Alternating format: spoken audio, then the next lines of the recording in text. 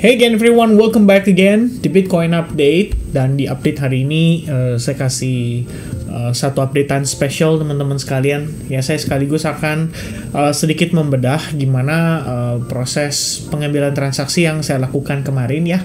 Dan the trade itself di post juga di SAG. Jadi before after transaksi itu semua ada dan bisa dipertanggungjawabkan lah ya ibaratnya teman-teman sekalian. But anyway guys, ya di video ini juga saya mungkin akan sedikit ngasih tips ya kayak how to look for a trade setup yang I think cukup proper ya untuk teman-teman bisa utilize di kondisi market yang mungkin even kayak sekarang ya lagi dalam keadaan konsolidasi Bitcoinnya, tapi kita still bisa looking for ya opportunity lah ya untuk dapat kesempatan transaksi harian. Jadi ini mungkin videonya nggak cocok kalau misalnya teman-teman yang kayak look for opportunity coin atau peluang holding coin jangka panjang gitu kan. Jadi kalau secara prinsip atau secara mindset masih yang buy and hold, nah ini kurang cocok teman-teman. Tapi kalau misalnya buat kayak gue cuma pengen trading harian nih, cuma pengen cari opportunity harian with the proper risk management obviously ya, itu mungkin bisa kita bahas sama-sama teman-teman. Tapi yang pasti saya suggesting teman-teman sekalian untuk coba lebih banyak luangin waktu ya terutama untuk ini ya teman-teman ya. Jadi mampir aja dulu ke video ini ya, ini gratis again ya, you can access it for free. Look for risk management. Jadi ini ada video teman-teman sekalian ya, mana ya, saya cari dulu ya, ini bukan yang punyanya SAG nih. Nah ini yang free nih teman-teman ya, kalian lihat aja di sini nih. Oke, ada videonya study time ya. Mungkin nanti akan saya perbaharui aja kali ya, biar teman-teman juga belajarnya lebih mantap lagi kan. Nah ini untuk pengaplikasian di futures market, so you can learn and you can study how to trade properly, sehingga Anda nggak sampai yang namanya kena likuidasi. Oke. Jadi Anda kalau misalnya following Telegram channel kita dalam beberapa hari terakhir, saya coba untuk usahakan ya bisa konsisten share yang namanya Bitcoin daily range. Ya paling nggak teman-teman bisa dapat idea kayak bias dan apa yang saya lakukan gitu. Jadi kayak kemarin misalnya teman-teman, ini sore ya, sekitar jam 5 sore. My personal bias still bullish and much prefer look for long setup untuk trading hari ini. Namun di market US malam ini kan libur, jadi very likely movementnya akan cenderung slow. Nah ini adalah transaksi yang saya lakukan sehari sebelumnya, and then this is the transaction yang kita execute tadi malam teman-teman. Kita dapat transaksi itu di LQTY dan so far so good sih kalau kita lihat, bahkan sampai dengan hari ini bias yang kita pilih itu masih sejalan banget ya dengan yang kita harapkan gitu. Jadi sebenarnya kalau misalnya kita atau saya yang memutuskan untuk kayak hold gitu ya, ini oke banget gitu loh, masih profit gitu ibaratnya sampai sekarang. Tapi saya pikir dengan kondisi geopolitik juga kita takut pagi-pagi tiba-tiba ada rudal gitu kan. Walaupun di US lagi libur, nggak ada yang tahu teman-teman, tiba-tiba di rudal transaksi boncos atau balik break even, kan sedih juga ibaratnya ya. Jadi ya, kemarin executionnya menurut saya cukup clean. Identification area dan zonanya juga cukup baik sekali. One of the reason saya choose LQTY kemarin karena dia salah satu yang outperforming Bitcoin. Nah, tipsnya salah satunya itu. Jadi kita ngelihat dia created higher high, good banget. And then price pullback, expecting dia ketahan di zona ini. Alasannya adalah saya lihat ada satu big candle bearish. Dan ini kan bisa dibilang nge-sweep liquidity dari internal low yang kecil-kecil ini nih teman-teman ya. Mungkin nggak terlalu kelihatan lah karena harusnya kita pakai time frame kayak 5 menit buat ngelihat detailnya. Apakah di situ kebentuk semacam mini structure untuk ngasih kita idea bahwa ya kita tahu di sini ada sellersnya dan sellersnya di take over sama buyersnya. What do we have after that teman-teman sekalian? Lihat bagaimana reaction buyersnya ya, cukup strong dan created higher high. And then ya ekspektasinya adalah pullbacknya proper gitu. So dia pullback during New York session I think ya. Jadi ini setup udah di post.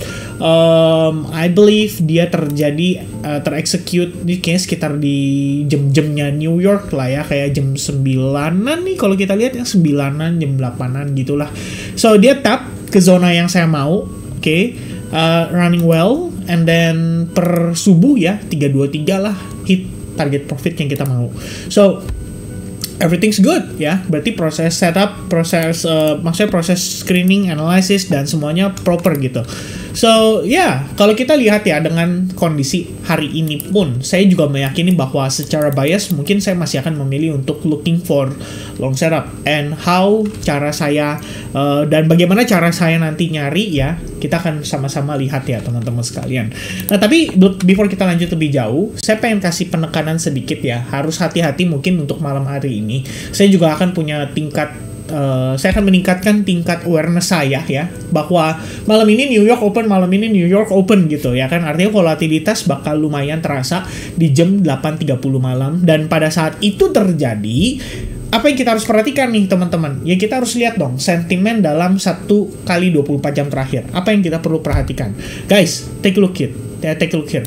Ini uncertainty around Israel-Iran conflict put investors on edge. Artinya mereka juga lagi galau guys ya. Pada tanggal 19 Juni ini diposting waktu US ya, Eastern Standard Time, harusnya EST ya, tapi ini EDT. Saya nggak tahu nih EDT apa nih, baru pertama dengar juga. Oke, anyway, key points ya adalah US futures slip Thursday evening stateside. Regular trading in the US was closed for the Juneteenth holiday. Nah ini pending order bisa terexecute nanti malam nih. Jadi buat orang-orang yang udah lagi pada mau eksekusi sebenarnya nggak bisa gara-gara kemarin tuh libur. Ya, earlier this year Japan's core inflation rate, kemudian Airbus, the Bank of England is key interest hold since May. Ya, ini ada beberapa informasi sebenarnya cukup mix ya. Ada stok, ada kemudian kita ngomongin inflasi di Jepang juga. Ada satu orang kemarin komen ya di YouTube channel saya juga. Dia bilang katanya kalau nggak salah sih offensive BGST ya. BGST-nya tuh Bank Satria kayaknya ya. Ya, oke. Anyway, ya dia kasih komentar kalau salah satu CTDX katanya mengatakan bahwa Israel dan Iran tidak memberikan dampak yang destruktif gitu kan terhadap ekonomi, dan malah Jepang punya ekonomi yang lebih destruktif. Okay, let me explain a bit. 100% agree, karena Israel-Iran itu kan sifatnya konflik yang temporary ya. Saya nggak tahu apakah bisa nge-trigger perang dunia ketiga ya atau tidak. Tapi yang pasti kalau kita ngelihat Israel dan Iran, konflik ini menyebabkan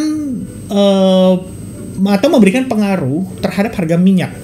Ya karena Selat Hormuz itu ya teman-teman, ini masih menjadi salah satu perkara atau permasalahan yang dihadapi lah ibaratnya oleh para pelaku pasar kalau konsentrasi mereka adalah lebih kepada minyak tadi teman-teman sekalian. Tapi kalau di kondisi Jepang sebenarnya secara macro view kita harus tahu Jepang itu memberikan bunga relatif rendah, bahkan minus 0,1% selama bertahun-tahun lamanya. Jadi ada perselisihan ya antara suku bunganya Jepang dan suku bunganya US pada saat itu untuk tempo yang cukup lama. Katakanlah sejak 2022 deh US naikin suku bunga. Itu aja udah memberikan gap suku bunga yang lumayan sehingga menghasilkan keuntungan buat orang yang ngambil duit dari Bank of Japan. Oke, katakanlah seperti itu. Ambil duit di Jepang, taruh di US, dapat cuan nih. Nah, kalau kondisi ekonomi di Jepang terganggu dan akhirnya Jepang harus mengintervensi dengan melakukan perubahan kebijakan seperti misalkan yang paling sederhana adalah naikin suku bunga lagi, itu aja udah menyebabkan efek yang luar biasa. Oke, ada perhitungannya teman-teman kalau mau lihat detail, saya udah pernah bahas tapi saya mungkin nggak bahas lagi di sini. Intinya ada selisih itu sehingga menyebabkan yen nantinya menguat. Otomatis ngembaliinnya harus dengan biaya yang lebih mahal, termasuk salah satunya dari faktor suku bunganya. Ya. Dan mungkin tadinya keuntungannya bisa 1 juta, 2 juta dolar, ya tentu akan berkurang dengan sangat drastis hanya karena ada selisih antara kurs daripada USD terhadap yen dan satu sisi lagi adalah terhadap suku bunganya. Nah, kira-kira seperti itu. Nah, ntar akhirnya memaksa orang-orang untuk melikuidasi aset mereka guna membayarkan hutangnya pada BOJ. Nah, itu sebenarnya yang lebih kritis dan lebih krusial. Tapi memang nggak terlalu kelihatan, karena saat ini yang di permukaan itu adalah berbicara soal Israel dan Iran. Dan efek terhadap market secara jangka pendek adalah sentimen yang di permukaan. Yang di belakang itu sifatnya adalah untuk lebih kepada investasi jangka panjang. Kalau teman-teman beli aset A, beli aset B, beli aset C, resikonya apa secara jangka panjang, kamu patokannya profitnya mau berapa lama dan lain sebagainya, itu baru kita perhatikan kondisi tersebut. Nah, tapi untuk jangka pendek nih, on the surface atau di permukaan ini ya, Israel Iran yang masih hot. Ya, sebab apa? Sebab rudal kadang-kadang bisa ngasih market tekanan, kadang-kadang nggak ngasih market tekanan, seakan-akan tidak terjadi apa-apa, ya kan? Itu berbicara soal rudalnya, teman-teman.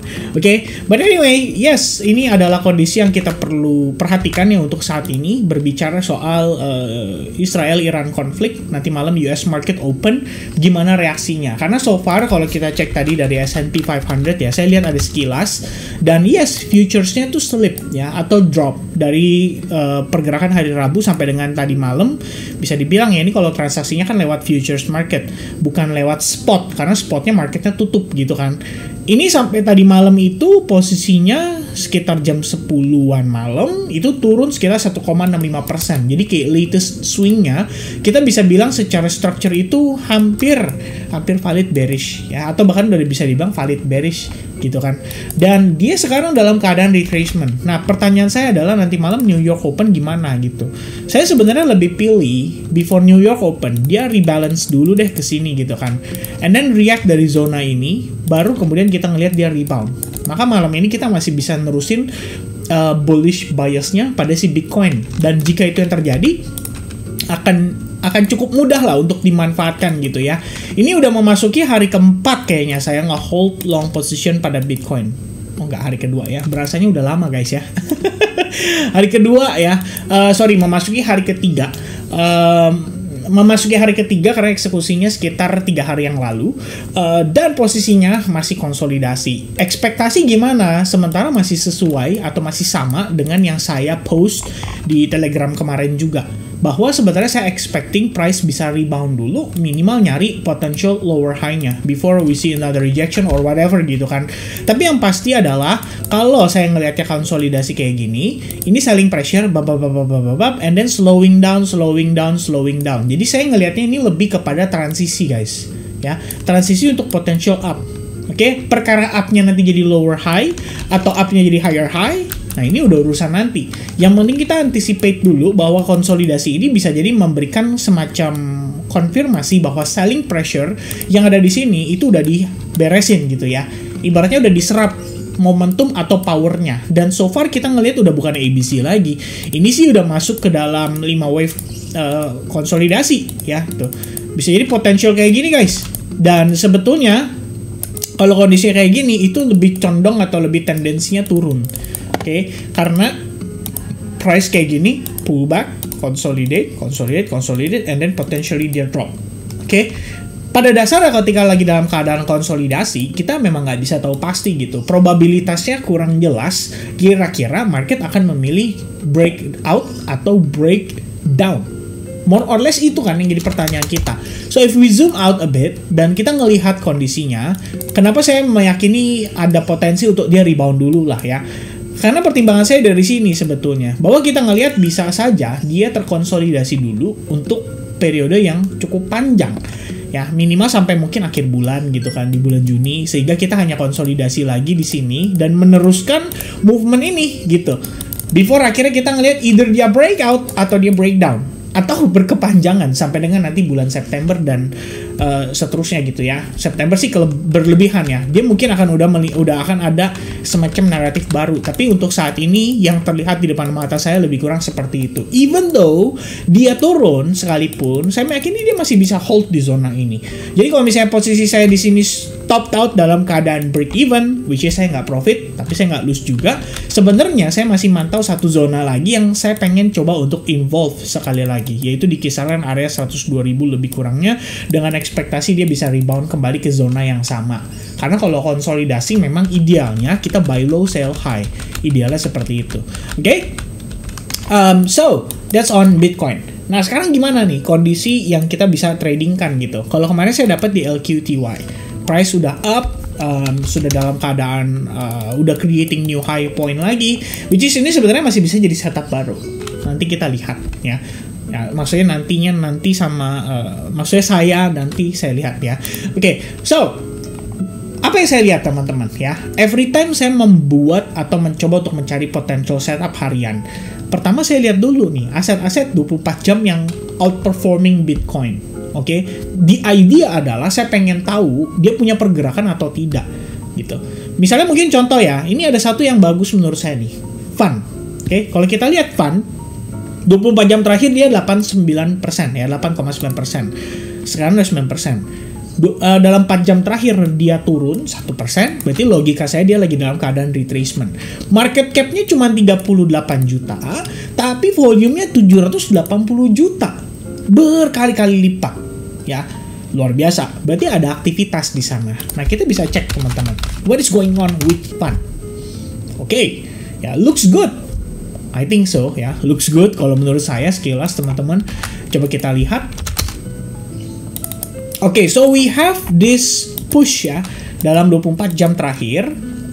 Harga naik itu untuk testing ke salah satu zona lower high-nya I guess ya. Kalau kita pakai Fibonacci ini kayaknya dia ketahan di 79% ini jatuhnya. Ya, tipis ya teman-teman ya.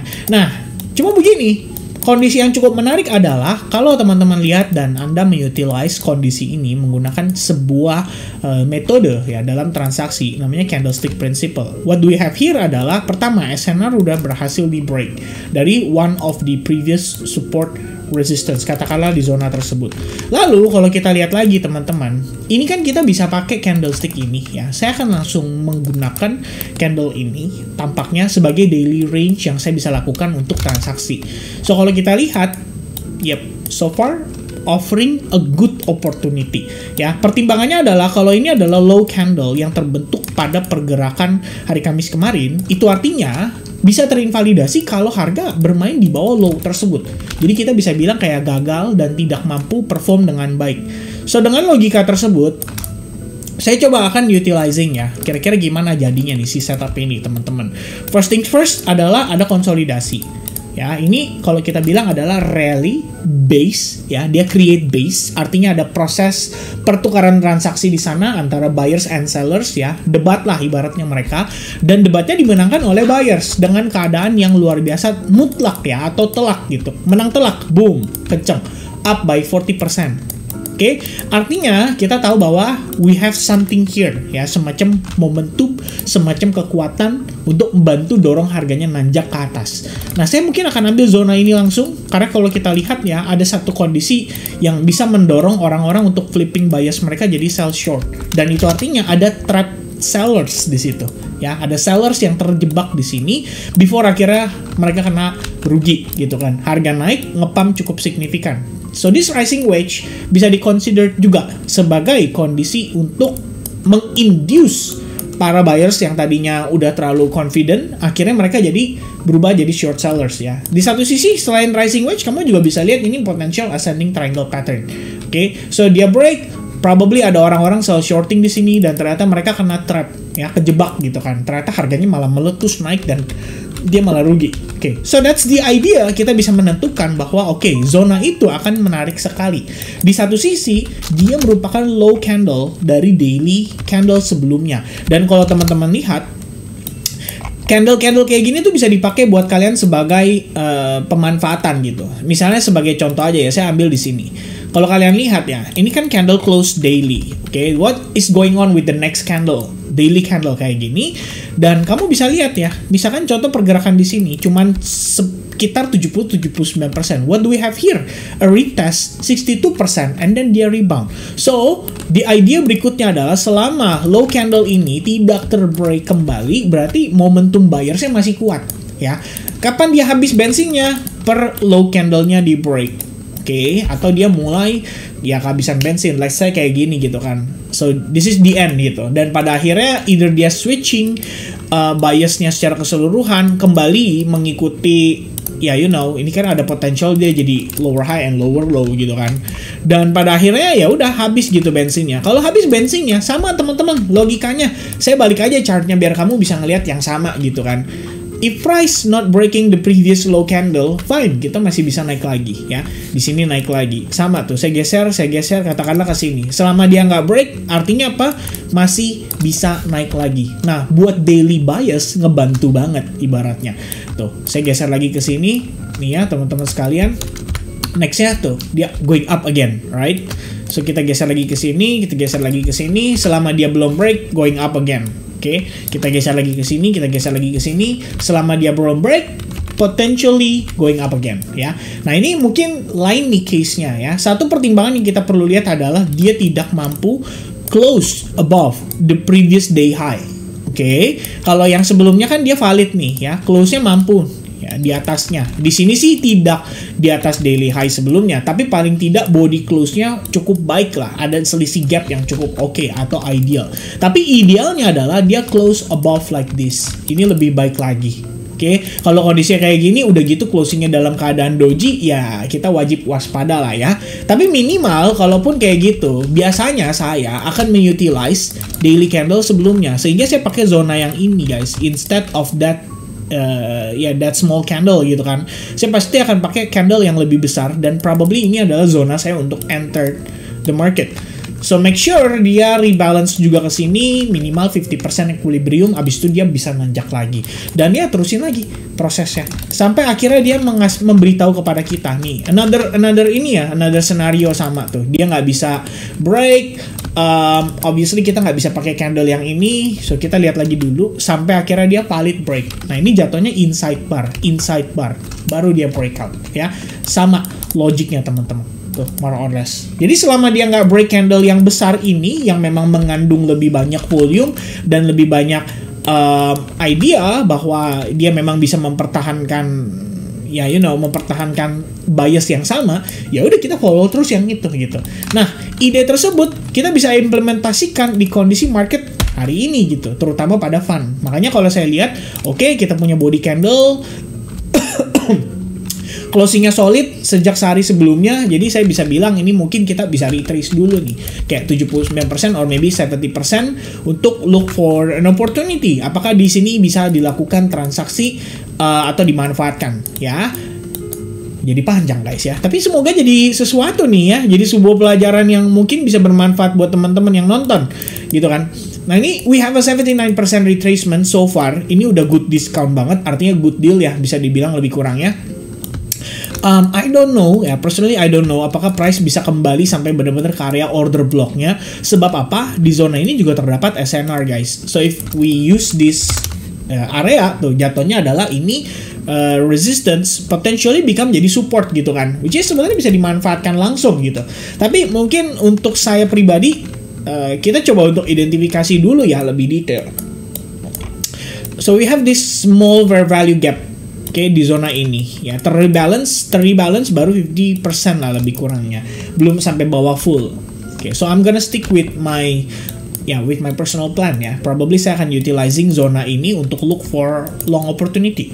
Oke, nah teman-teman harap berhati-hati ya kalau Anda ngelihat kayak begini ya. Ini sebebas dan segampang itu untuk saya create ya. Pertanggungjawabannya adalah kalau saya udah membentuk seperti ini, habis itu saya post misalkan di platform atau di sosial media atau mungkin di Telegram group or whatever gitu kan, baru itu ada pertanggungjawaban yang harus saya lakukan sama teman-teman yang mengkonsumsi informasinya. Tapi kalau misalkan saya posting kayak begini, Anda jangan langsung ambil kesimpulan, oke, buy-nya di sana, sell-nya di sini dan bla bla bla bla gitu ya. Harap dimengerti bahwa ini saya mengajarkan atau sharing proses pembuatan outlook yang saya lakukan sehari-hari ya, kira-kira begitu.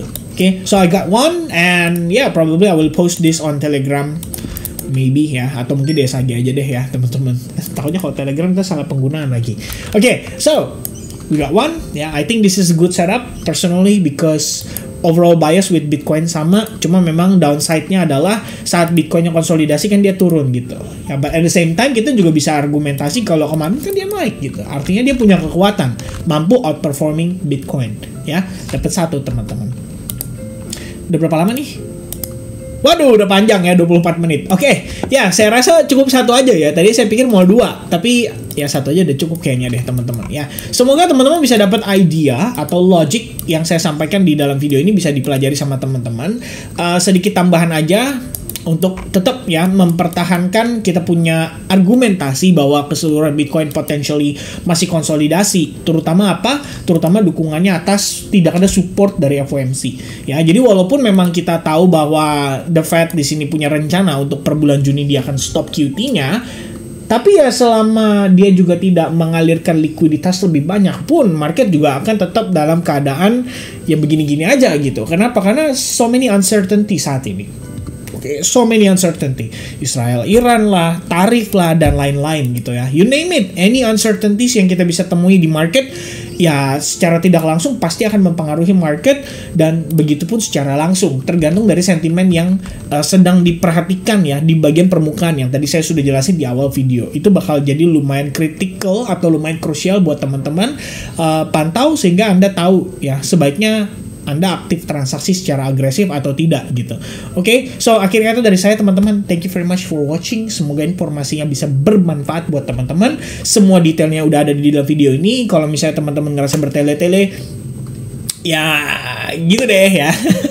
Nggak. Tapi overall saya udah paham lah ya. Kita juga nggak bisa menyenangkan semua hati masyarakat ya yang ada di sini gitu kan. Artinya nggak semua pasti bakal seneng nonton konten panjang begini, tapi ada pun yang merasa bermanfaat dan saya akan fokus kepada orang-orang itu. Oke, so God bless everybody, happy Friday, happy weekend, and see you guys again in the next update and probably the next live streaming. Oke, cheers, bye bye guys.